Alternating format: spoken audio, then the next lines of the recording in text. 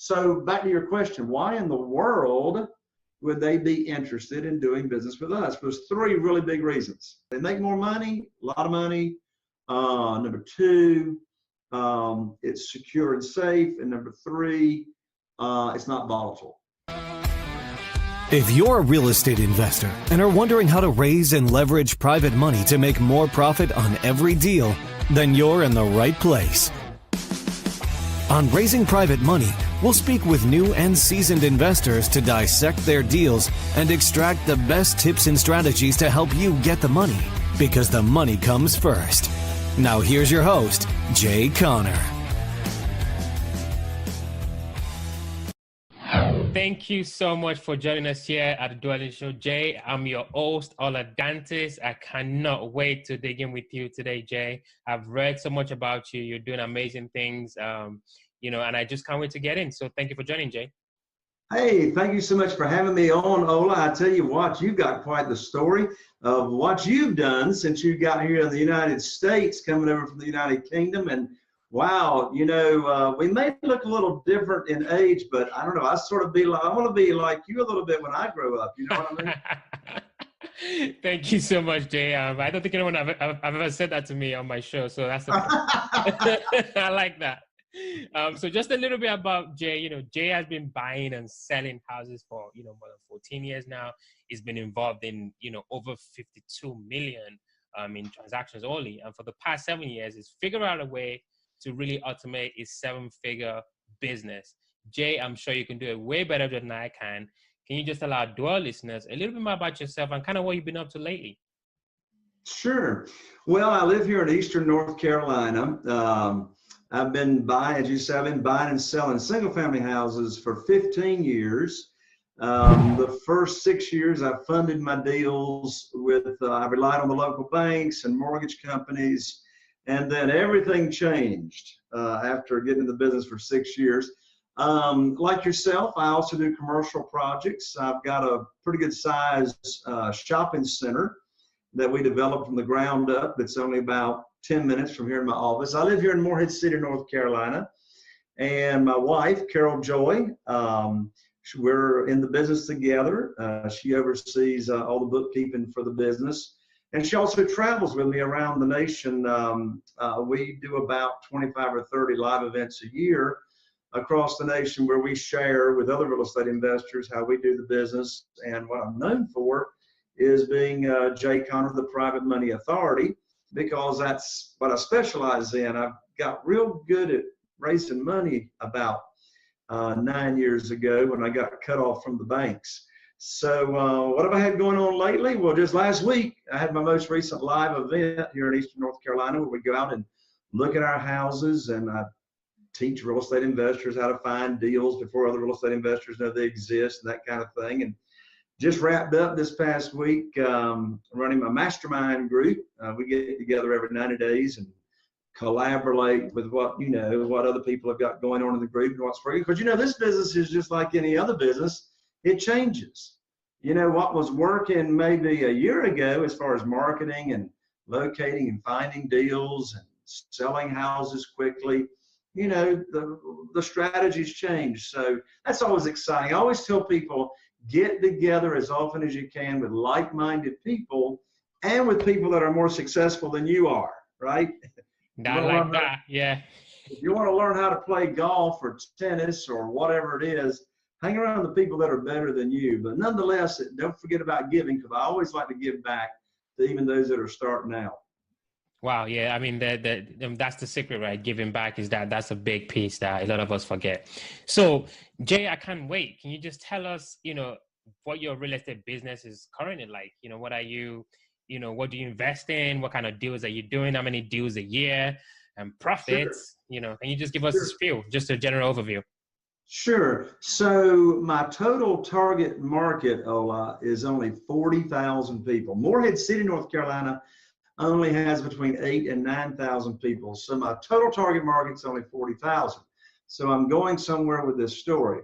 I only do 2 to 3 transactions a month in single family houses, okay, not including our other ventures. But with single family houses, only 2 or 3. But the average profit right now over the past 12 months is $64,000 per deal. So you don't have to do that many transactions to, have significant profits in your deals. So since I started using private money to fund my deals when cut off from the banks years ago, we've been blessed to have, the net profits per year of over $1 million. And of course, if you run the numbers the last 12 months, over $2 million in profits.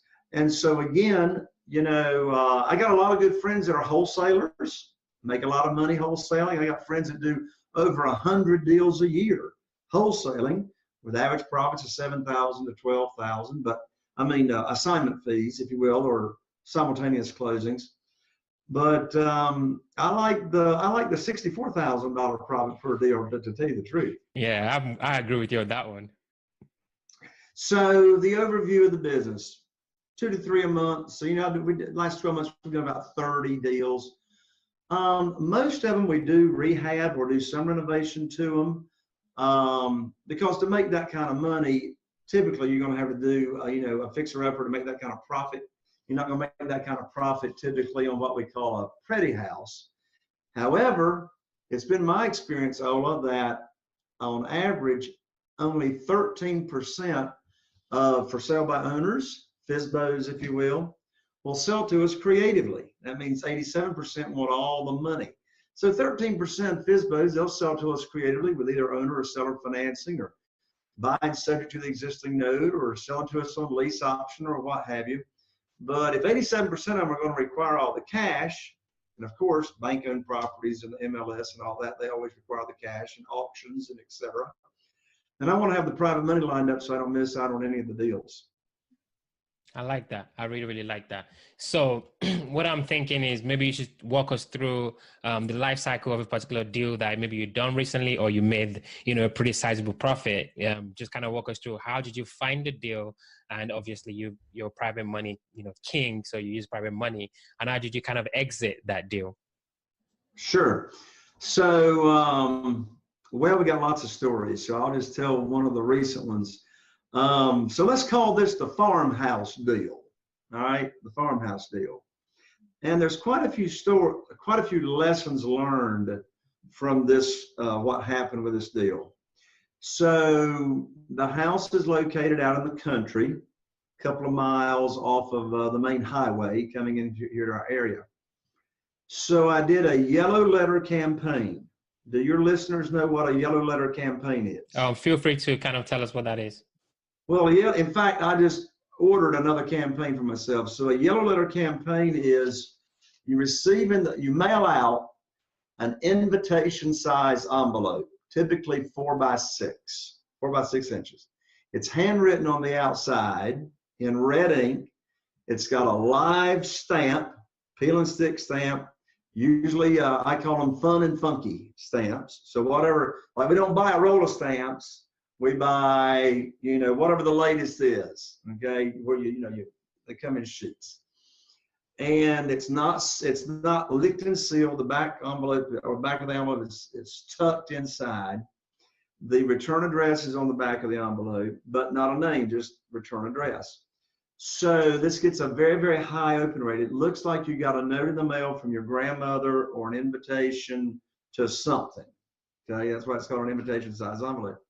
Inside the envelope is a yellow piece of paper off of a yellow pad that's been torn off of a pad, and it's handwritten in red ink, personal, and it says, "Hi, my name's Jay Connor. I'm interested in buying your house located at blank."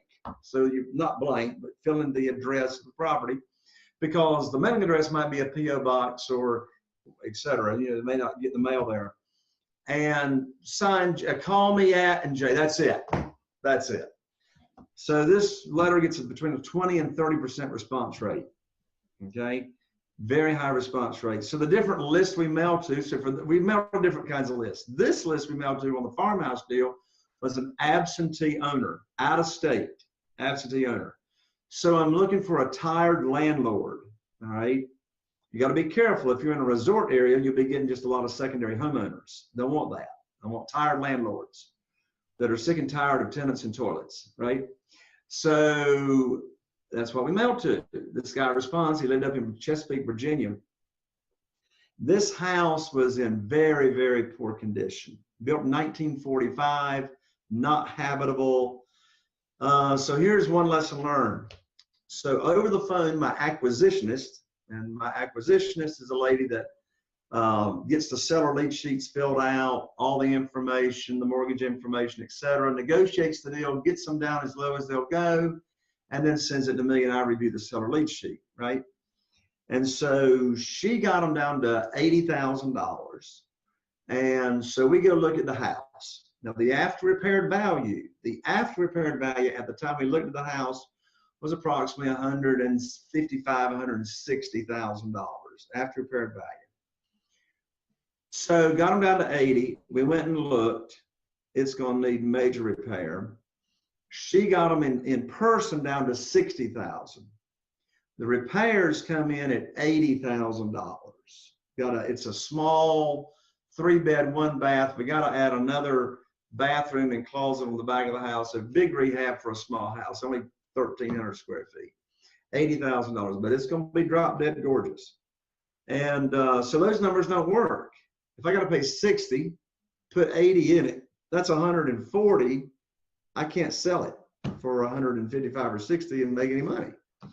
So here's another big lesson learned from this deal, Ola, and that is I got back to my acquisitionist. I said, offer $20,000 for the house. And it sat on 2 acres, almost 2 acres as well. She said, they'll never take $20,000. Here's a big lesson. You don't know, and the seller of the property do not know for sure what they will accept until you make the offer. Make the offer. If you want a property, make the offer. So guess what? They took it, right? So I bought it for $20,000, put 80 in it. Now I got 100 in it. Absolutely gorgeous. You can even have horses on this property if you want it out in the country. So 20, I got 100 in it, and put it in MLS on a Friday. And by Sunday, I had multiple offers. And guess what? I put it in the MLS for $174,000 because the value had appreciated since we got the original after repaired value. Well, under contract for $172.5 by Monday. Wow. Sold it for $172.5. I had 100 in it, less realtor commissions, and I could tell a lot of things that we did at the house, but no time for that on your show here. But that's a recent deal. Wow, thank you so much for sharing that. And for our Dwell listeners that maybe didn't catch on, but I really love the descriptive process that went into talking about the mailing letter, right? Because on other podcasts, people hear about, oh, you just send a letter to, but you went into detail, right? And can you just kind of elaborate on why you really described what you sent and what were you trying to tell us almost indirectly? Sure. So first of all is getting the envelope opened up, okay? That's number one. Now, yeah, you can mail a postcard, but we've tested postcards. I've been doing yellow letters for almost 10 years. And the yellow letters, particularly when you start getting, if you're mailing something more sensitive, you don't want to put sensitive information, i.e. foreclosure, probate, that kind of thing on a postcard. So number one, get the envelope opened up. Number two, let's stop and think about it. This is a handwritten, and I've used both. I've actually used handwriting services. I mean, real people with a red ink pen, hand addressing the envelope and actually writing the letter itself. But we have a service now that we use that really has a good handwritten font. So, Ola, if you want me to, I'll share my secret source. Is it yellowletters.com? No. Okay. No. Don't use yellowletters.com. I mean, I don't. Okay. I've been using the same lady for 10 years. Here's another big thing on yellow letters. I didn't know we were going to talk about yellow letters today, but here we go. So big thing on yellow letters. Do not ever, don't ever hire a yellow letter service. I don't care who they are. I don't care how well you know them. I don't care if they're your best friend. Do not hire a yellow letter service and pay them money to put postage on the envelope and pay them money to mail your letters. Ask me how I know how, or how I know that, right? Wow. Because I got scammed. I sent all this money, and I mean, this was years ago. Sent all this money, and obviously it's not the source I'm going to tell you that I used. I mean, here in a second. But I spent all this money, and I'm getting like hardly no response. And I used other services, and I got great response. And it's the same kind of list. So come to find out, coming in the back door, I'm paying for 1,000 letters. They're mailing out maybe 200 and pocketing the money on the other 800. So here's how you fix that. You pay the yellow letter service. And by the way, a good yellow letter service will give you lists as well. Absentee owners, in-state, out-of-state, probate, pre-NOD, pre-notice of default. You can get your list from a good yellow letter source. So you pay them to print them. So this service I use actually has a handwritten font that looks ugly but legible. That's what you want. Ugly sells. You don't want pretty. You want ugly. That's the third reason yellow letters work, is because it looks like Joe Schmo wrote you a letter. And motivated sellers want to take advantage of Joe Schmo. So it's not a business, it's not marketing business to individuals. It's very me to you, very personal. So you look like a new real estate investor, right? So come take advantage of me. So anyway, you pay the yellow letter service the money, all right? You're going to have me back on another show to even talk about private money. We're going to have to do part 2. We have to. How to fund your deals regardless of your credit, experience, or income. So you pay the money to the yellow letter service. They handwrite the letters, stuff them in the envelope, okay? They put a teeny tiny little number in pencil in the upper right-hand corner of the envelope that corresponds to the printout, so you can randomly check that they stuffed the right letter in the right envelope. And they mail all the envelopes already folded in force. So you fold this yellow letter in force, and you mail they mail them all to you, and you and your team put your fun and funky stamps on the envelope, and you drop them in the mailbox. That accomplishes 2 things. Number 1, you know they got mailed. Number 2, you know when they were mailed, so you know when you should be getting a response. You're not relying on somebody else telling you when you mailed them. And then thirdly, so you know you got them mailed. When and it's coming from your local zip code. You know the stamp on it, instead of coming out from California somewhere. I mean, nothing against California, but I'm in North Carolina. Right. So it doesn't like sync up, you know. So, I've never ever heard it described that way, Jay. Thank you so much. That is amazing. I've never even thought of that before, actually. Send it to me, and I can, send it out and distribute it. I really like that. I really, really like that. So before it keeps everybody accountable. So anyway, here's my secret source. All right. Her name is Christy King, King. She's located down in Florida. She's got great lists. She handles all the printing, turns it around in 48 hours. It's crazy. And her website is www.yellowletterlady.com. I was close, Jay. I was close. Well, I'm sure I haven't gone to look. I'm sure there's a yellowletters.com, right. But whoever it is, I don't know. Right. No, thank you so much for giving us that secret sauce. I really, really appreciate it. I appreciate that. Before we jump into the advantages of private lending, which I'm sure you will anyway, most Dwell listeners will be thinking, why would a private lender want to give me money? Why would they want to do that? Sure. I think what we need to do first, Ola, if you don't mind, is let's define even what a private lender is. Yes. Or what a private lender isn't. So a private lender is an individual, just like you, just like me, that loans us in money, funds our deals, and whether it's single family houses or apartments or commercial, whatever, from their investment capital, okay, or their retirement funds, personal retirement funds. Very, very big. I mean, over half of our private lenders loan to us from their retirement funds. We have, Carol Joy and I, we have 47 private lenders right now. And of course, your audience doesn't need 47 private lenders. Start out with 1 or 2, right? The way I did. But it's really important for your followers and viewers and listeners, if they want to get private money, they need to establish a relationship with a self-directed IRA company and representative that they can refer their new private lenders to on getting their funds transferred over from where they currently have retirement funds to a self-directed IRA company to where the lenders can truly self-direct. But anyway, I guess we should do a show on self-directed IRAs. Anyway, so it's an individual. So we're not relying on banks. We're not relying on institutions. We're not relying on mortgage companies. This is all doing business with individuals.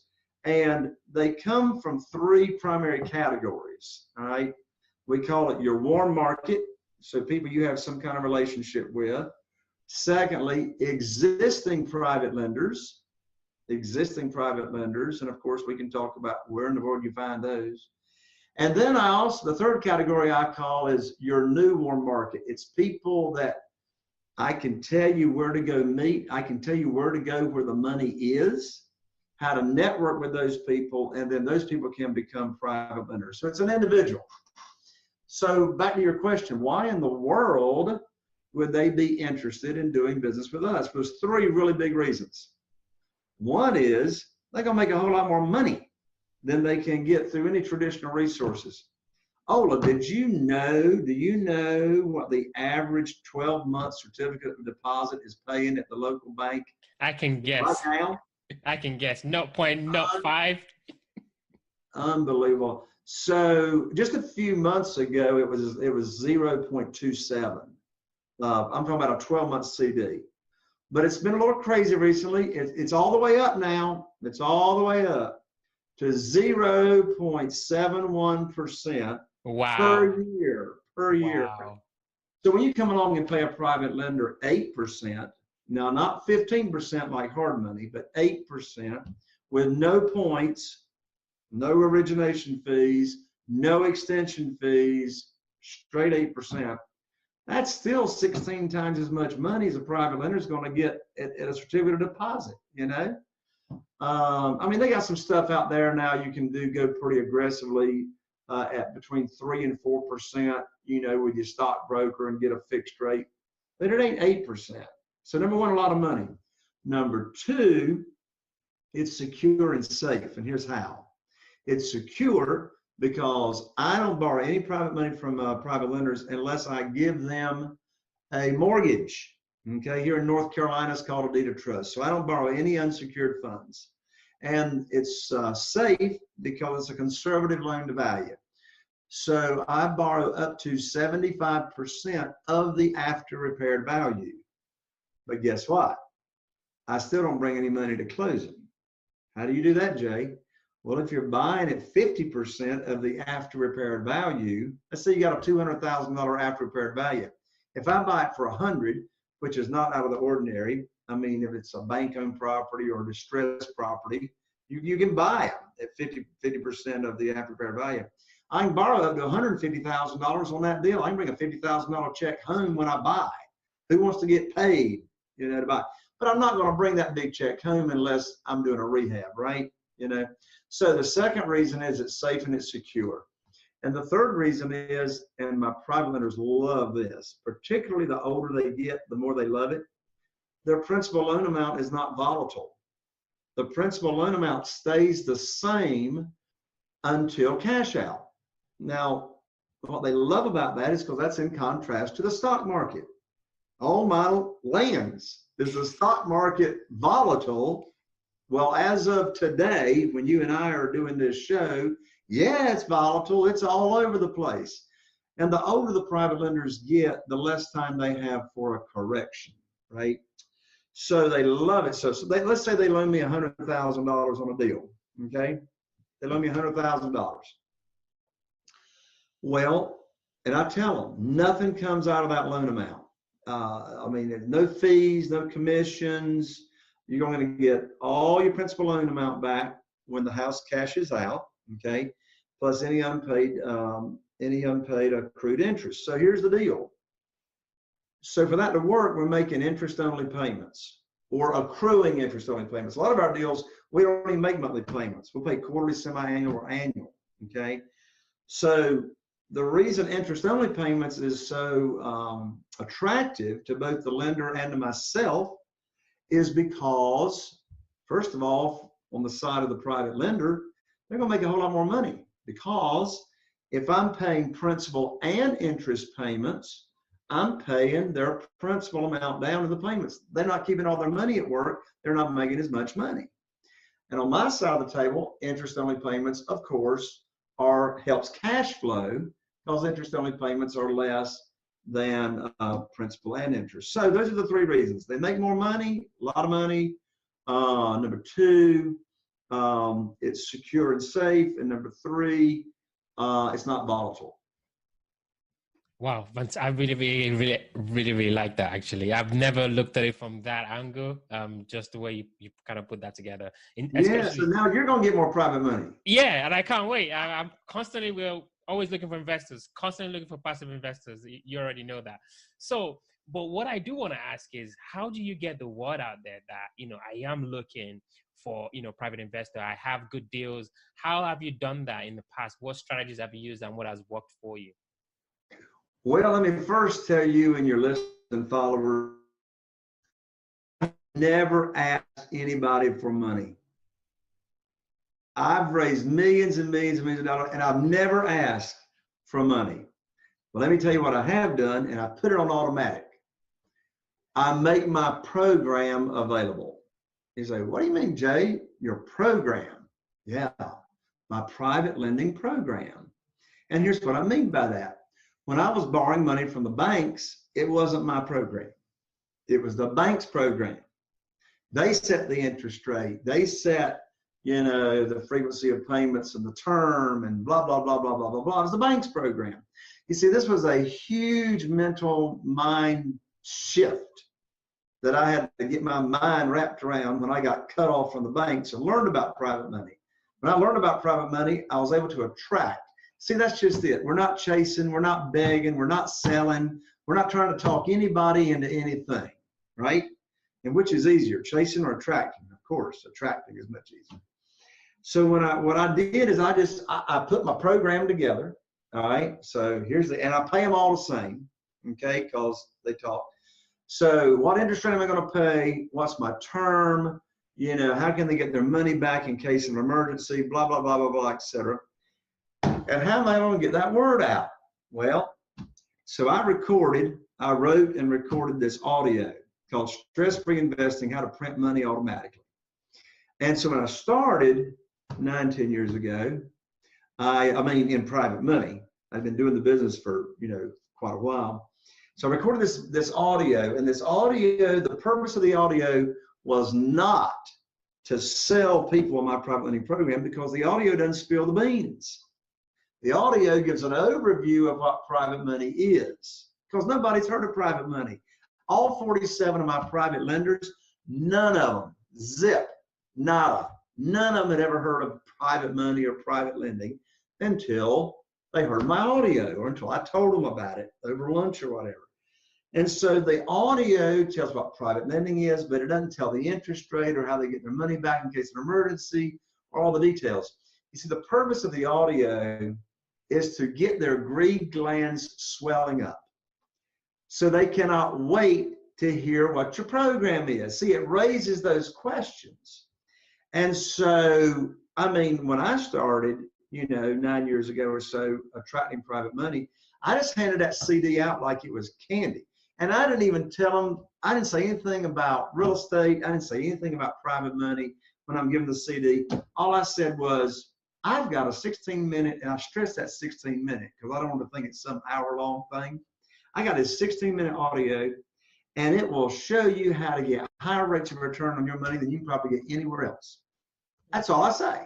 I give it to them. I did no follow-up. I didn't chase anybody. I didn't call them up. I figured if they listen to that audio and they got money, they're going to want to talk to me, right? Because fantastic program. So now we convert that, and I have recorded that audio and personalized that audio now for over 1,000 of my students across the nation. Customize it for them because it works. And so now we converted to the MP3, so you can email it or, send it by Dropbox with a link, so you don't have to hand out the CD. And and the email that you send is so simple, because again, we're not chasing anybody. You know what the subject line is of the email? What? Hey. That's the subject line. So it's, and we converted to a YouTube link, so you can text it to, anybody, So that's one big way that I did consistently in that first 90 days, and I still do today. I did a private lender luncheon. I attracted $969,000 in one little old private lender luncheon. By the way, if you want me to, at the end of your show, I'll give a information on how people can go to my online masterclass called Where to Get the Money Now. And I go into detail the 5 steps of going from no private money to millions in private money in a short period of time. But the audience, so YouTube, and the reason I thought of that is because I talk about private lender luncheons on the masterclass that, your viewers can watch. So, and of course, the Rotary Club is always looking for a speaker now and then. So if your viewers or listeners are not into being in front of the camera or being in front of an audience, get somebody on your team to do the talking for you. I got this real simple, you can read, you can do it. I got this simple PowerPoint called the Private Lender Presentation that talks about what private money is. And so, it's just getting the word out, and the money, and when the word gets out, the money's chasing you. The money is chasing you. I've never, as I said, I've never asked, I've never chased. my lands, I just got a call a couple of days ago. This guy's been referred. He's heard about my private lender program. He wants to start with $150,000. So, I got right now almost 7 million that we're, churning from properties or, single family houses and stuff. So anyway, sorry for the long answer. No, that was great. That was great. The idea that you attract money as opposed to chasing it is just, I think, fascinating. So definitely want that for our Dwell listeners here. Before we get to the quick run, I've just got a quick question I want to ask you. So we know how to attract funds now. We know the strategies. Well, we have an idea of the strategies that we can, deploy to get private money. But how do you actually close or fund, with a private lender? What kind of documents would you need to get that done? I'm so glad you asked, because it don't get any more simple than this. All right. So in all the private money deals I've done, I've never been asked for an appraisal. I've never been asked for proof of funds, even though I do supply that to my students. So here's the documents. Literally, closing can take place literally in 1 minute at the real estate attorney's office or whoever your closing agent is, title company, escrow company, whatever. Here's the documents. Simple. First is a promissory note, which lays out the terms of the note. Who's the borrower, who's the lender, what's the interest rate, what are the payments, what's the frequency of payments, And what's really cool is I have got a 12-point little checklist on one Word document that takes literally less than 2 minutes to fill out. You fill in those blanks, email it to the paralegal or the real estate attorney to prepare the documents, and it's got all the information on those 12 little points, and they prepare the promissory note. The other document, of course, is the mortgage, or if you're in a deed of trust state. The other document is the insurance policy, which names the lender, the private lender, as the mortgagee. Okay, so God forbid the property burns down, mortgagees, private lenders get paid first before the rest of us. And the title policy, they're named as an additional insured on the title policy. Boom, that's it. And guess what? Here's a big tip. If you really want to get your real estate investment business on autopilot, I don't even have to go to closings. I've given my real estate attorney power of attorney with the authority to buy any property, to sell any property, sign the documents as my power of attorney. And I just have to put in an email the authorization that I'm approving the terms. And, boom, attorney does the closings. Wow, I love that.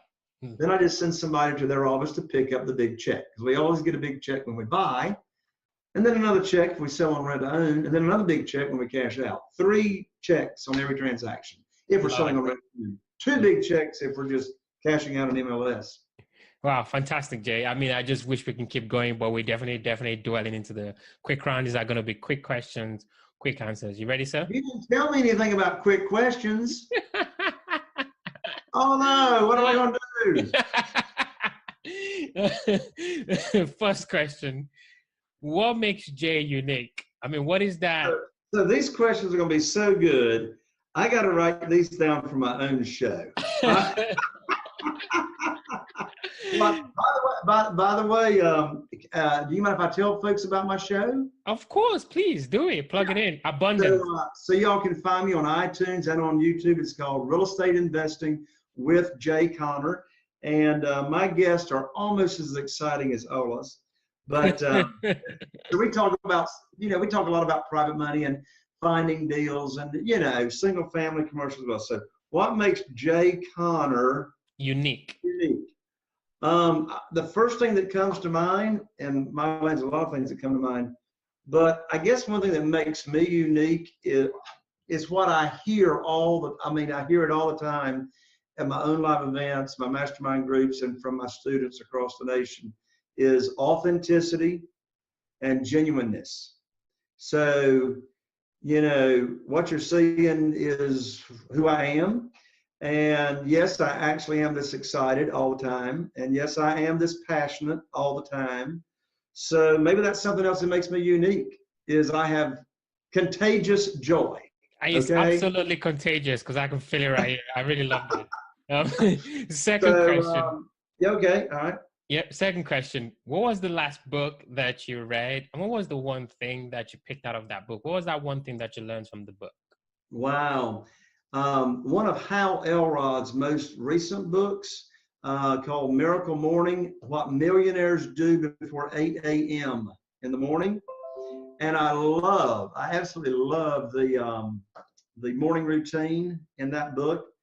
The morning routine has got an acronym, is SAVERS, S-A-V-E-R-S, stands for silence, affirmations, visualization, exercise, reading, and scribing. That morning routine, laid out in detail, will transform your life. Oprah Winfrey only does 3 of them. Imagine what would happen when you do all 6 of them 1 hour each morning. Great book by Hal. I know that book very well.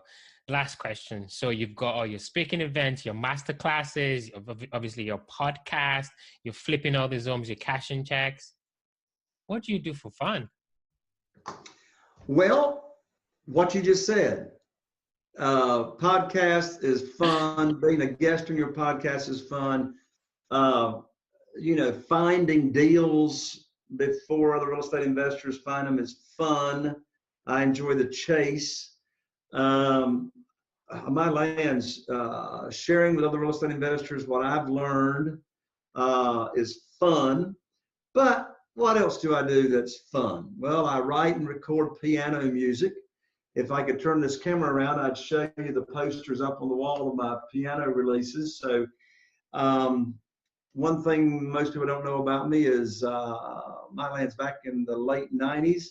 My piano music, my orchestral music, I got piano music that's got orchestra behind it, was in a Universal Studios movie with Ryan O'Neal and Jackie Chan and Whoopi Goldberg. And the name of the movie is Burn Hollywood Burn. Terrible movie, but the music was great.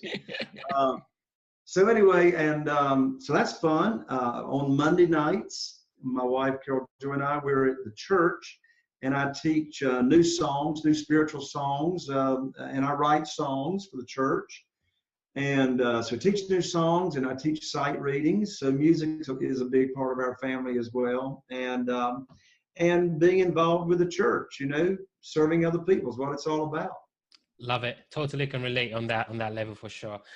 So if I'm a Dwell listener listening to our conversation and I'm thinking, wow, I really like Jay. I want to get involved with Jay. I want to be one of his students. I want to join his class. I want to learn more about Jay. What's the best place people can, connect with you?